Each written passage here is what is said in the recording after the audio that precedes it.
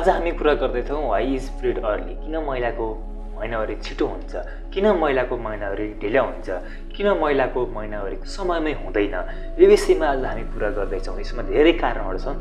धेरै कारणहरूको बारेमा आज हामी कुरा गर्छौँ भने यो भिडियोको अन्तिममा म तपाईँलाई एउटा कुरा भन्छु जुन कुरा तपाईँको जीवनको लागि अति नै आवश्यक छ।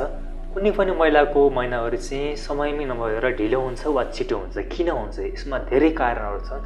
धेरै कारणहरूमध्ये मुख्य केही कारणहरू म तपाईँले यहाँ भन्न गइरहेको छु। त्योभन्दा पहिला कुरा के बुझौँ भने कुनै पनि महिलाको महिनावारीको चक्र चाहिँ सामान्यतया 28 दिनको हुन्छ। 28 दिनमा महिनावारी हुन्छ भने त्यो भनेको एकदम नर्मल, एकदम सामान्य हो। तर कुनै पनि महिलाको महिनावारी 28 दिनमा नभएर 28 दिनभन्दा एक हप्ता पहिलासम्म हुन्छ, 21 दिनदेखि 28 दिनको बिचमा हुन्छ भने त्यसलाई पनि हामी सामान्य नै मान्न सकिन्छ। र कुनै महिलाको महिनावारी चाहिँ 28 दिनभन्दा पछाडि हुन्छ, 35 दिनभन्दा पहिला हुन्छ, एक हप्ता पछाडिको समयमा महिनावारी हुन्छ भने त्यसलाई पनि हामी सामान्य नै मान्न सकिन्छ। त्यसमा पनि कुनै आत्तिनु पर्दैन।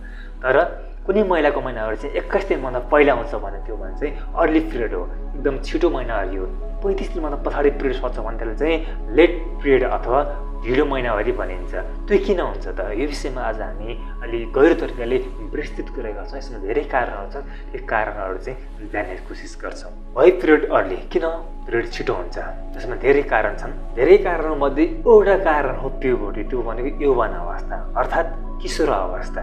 कुनै पनि केटी मान्छे किशोर अवस्थामा प्रवेश गरेपछि उसको महिनावारी साइकल सुरु हुन्छ। किन हुन्छ भने उसको शरीरमा चाहिँ रिप्रोडक्टिभ अर्गानलाई चलाउने जुन हर्मोन हुन्छ, प्रोजेस्टेरोन नामक हर्मोन, त्यो हर्मोन उत्पादन हुन थाल्छ। त्यो हर्मोन उत्पादन भयो भने त्यो महिलाको चाहिँ महिनावारी साइकल सुरु हुन थाल्छ। तर सुरुको अवस्थामै केटी मान्छे पूर्ण रूपमा परिपक्वता भइसकेको हुँदैन, प्रजनन अङ्गहरू चाहिँ परिपक्व भइसकेका हुँदैनन्। त्यस कारणले गर्दा चाहिँ उसको शरीरमा पर्याप्त मात्रामा हर्मोन पनि रिलिज भएको हुँदैन। हर्मोन रिलिज पूर्ण रूपमा हुन सकेन भने महिनावारी छिटो हुन्छ। कुनै महिलाको चाहिँ कुनै केटी मान्छेको महिनावारी चाहिँ एकदमै ढिलो हुन्छ र कुनै महिनाको चाहिँ पहिलो महिनावारी भइसकेपछि फर्स्ट मेन्स्ट्रुएसन पछाडि चाहिँ 2-4 महिना महिनावारी नै गायब हुन्छ, कसैको 5-6 महिना गायब हुन्छ। यो समस्या चाहिँ प्युबर्टीको कारण अथवा हर्मोन इम्ब्यालेन्सको कारणले चाहिँ अर्ली पिरियड हुने हुन्छ। अर्को कारण छ पेरिमेनोपज। पेरिमेनोपज भनेको के हो भने कुनै पनि महिला 35 वर्ष पछाडिको समयमा पुग्न थाल्यो भने त्यो 35 वर्षभन्दा पछाडिको समयमा उसको महिनावारी चाहिँ सुक्ने बेला आउँदैछ। अब सुक्ने बेला आयो भने शरीरमा हर्मोन रिलिज चाहिँ घट्न थाल्छ। हर्मोन रिलिज घट्न थाल्यो भने, उत्पादन घट्न थाल्यो भने महिनावारी पनि छिटो हुन्छ। र अर्को छ वेट फ्लक्चुएसन भनेको तौल तलमाथि हुने। आफ्नो शरीरको तौल चाहिँ कुनै महिनामा बढेर 4-5 केजी बढेर माथि पुग्छ, कुनै महिनामा 4-5 केजी घटेर तल आउँछ। वेट तलमाथि हुन्छ भने त्यो बेला चाहिँ के हुन्छ, शरीरको सम्पूर्ण पार्टलाई चाहिँ, शरीरको सम्पूर्ण बडी वेटलाई चाहिँ चाहिने हर्मोन कति हो त्यो हर्मोन चाहिँ हाम्रो दिमागले चाहिँ मापन गर्न पाउँदैन। हर्मोन इम्ब्यालेन्सको कारणले चाहिँ महिनावारीमा समस्या हुन्छ। त्यसपछि अर्को स्ट्रेस, चिन्ताले गर्दा के हुन्छ त, दिमाग चाहिँ चिन्तातिर मोडिन्छ, दिमाग चाहिँ अर्कोतिर मोडिन्छ र दिमागले राम्रोसँग हर्मोन रिलिज गर्न सक्दैन। हर्मोन रिलिज गर्न सकेन भने हर्मोनको कमीकै कारणले गर्दा फेरि मेन्स्ट्रुएसनमा समस्या आउँछ। मेन्स्ट्रुएसन ढिलो हुने, मेन्स्ट्रुएसन छिटो हुने, समयमै नहुने, यस्तो समस्या चाहिँ हर्मोनकै कारणले हुने हो। अब अर्को कारण छ change in typical routine. Typical routine हुँदैन, सुत्ने समय फिक्स हुँदैन, उठ्ने समय फिक्स हुँदैन, खाने समय फिक्स हुँदैन, ड्युटी टाइम फिक्स हुँदैन। कुनै बेला नाइट पर्छ, कुनै बेला डे पर्छ, कुनै बेला कति बेला पर्छ। त्यो अनुसारले अब काम त गर्नै पर्यो। काम गर्दाखेरि के हुन्छ त, सुत्ने उठ्ने खाने समय फिक्स भएन भने त्यसले गर्दा पनि हर्मोन इम्ब्यालेन्स हुन्छ। हर्मोन इम्ब्यालेन्स भयो भने के हुन्छ, महिनावारीमा समस्या हुन्छ। अर्को कारण के छ भने हर्मोनल बर्थ कन्ट्रोल। तपाईँले बर्थ कन्ट्रोल गर्नको लागि अथवा गर्भ रोक्नको लागि चाहिँ विभिन्न परिवारजनक साधनहरू, जुन साधनहरूमा हर्मोन छ त्यो साधन चाहिँ युज गर्नु भएको छ भने के हुन्छ त, हर्मोन इम्ब्यालेन्स हुन्छ। हर्मोन इम्ब्यालेन्स भयो भने फेरि महिनावारीमा समस्या हुन्छ। पिल्स जति प्रयोग गर्नुहुन्छ, सङ्गिन सुई डिपो लाउनुहुन्छ, बाखुरामा राख्ने नरप्राण राख्नुहुन्छ।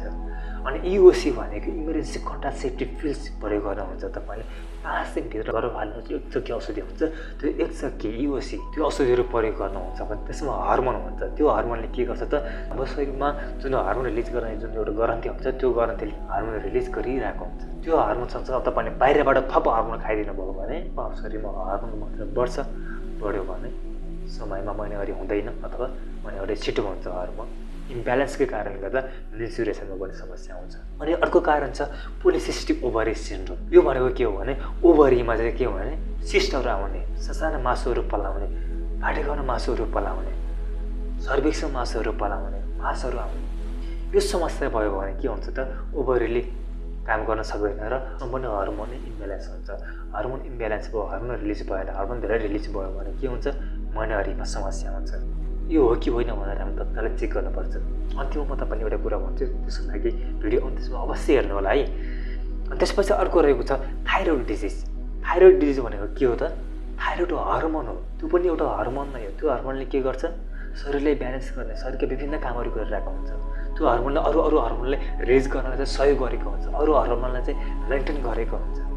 अब थाइरोइड डिजिज भनेको थाइरोइड हर्मोन इम्ब्यालेन्स हुनु, थाइरोइड हर्मोन बढ्यो, हत्तै बढ्यो, थाइरोइड हर्मोन घट्यो भने थाइरोइड डिजिज हुन्छ, थाइरोइड रोग लाग्छ।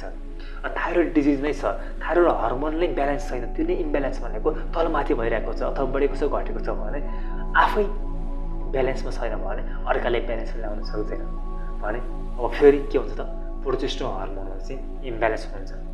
अनि प्रोजेस्टेरोन हर्मोन इम्ब्यालेन्स भयो भने के हुन्छ फेरि महिनावारीमा समस्या हुन्छ।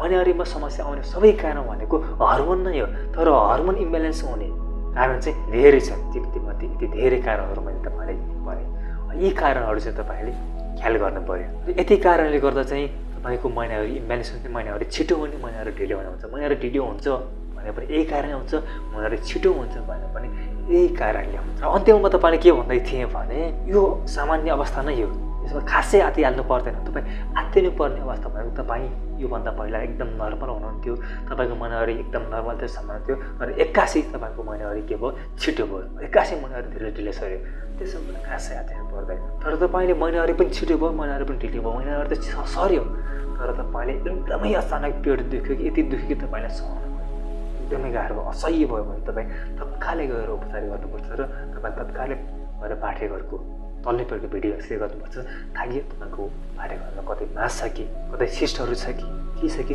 तपाईँ आत्तिएर तत्काल उपचार गरिहाल्नुपर्छ र चेक गरिहाल्नुपर्छ। हर्मोन इम्ब्यालेन्स चाहिँ तपाईँले खासै फरक पार्दैन। हर्मोन इम्ब्यालेन्स हुने भनेको तपाईँको महिनावारी छिटो हुने, महिनावारी ढिलो हुने, यति मात्रै हो। र अर्को के हुन्छ गर्भ बस्न गाह्रो हुन्छ, गर्भ रहन सक्दैन।